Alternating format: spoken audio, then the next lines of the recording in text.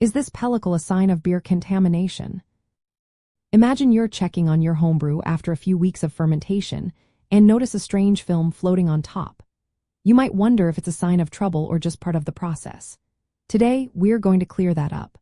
A pellicle on your fermenting beer is often a sign of microbial activity, usually caused by wild yeast or bacteria like Brettanomyces, Lactobacillus, or Pediococcus.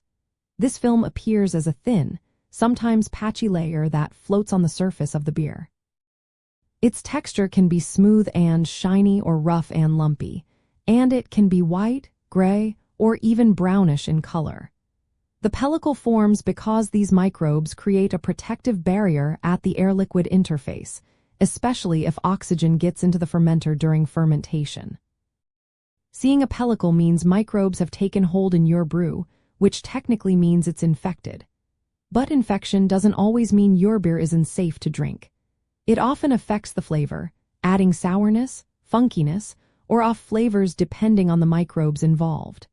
It's important to understand that some sour beers and wild ales are meant to have these characteristics, and a pellicle can be part of that process. A pellicle is a biofilm produced by certain microbes to shield themselves from oxygen and environmental factors. Its presence usually indicates oxygen entered the fermenter, encouraging microbial growth. You might see a pellicle in sour or wild beers where Brettanomyces and lactic acid bacteria are intentionally used. Not all infections produce a pellicle, and some sour beers never develop one. When you see a pellicle, it can look like spider webs, blobs, or waxy films that crack when touched. While a pellicle indicates microbial activity, how it affects your beer depends on the style and your intentions. Some beers with pellicles taste fine or are meant to be sour, while others might develop unpleasant off flavors. It's worth tasting and smelling the beer before deciding what to do. If you notice vinegar-like sourness, barnyard aromas, or other off flavors, it's likely an infection. For standard ales or lagers, a pellicle usually means it's best to discard the batch or improve sanitation and oxygen control for future brews.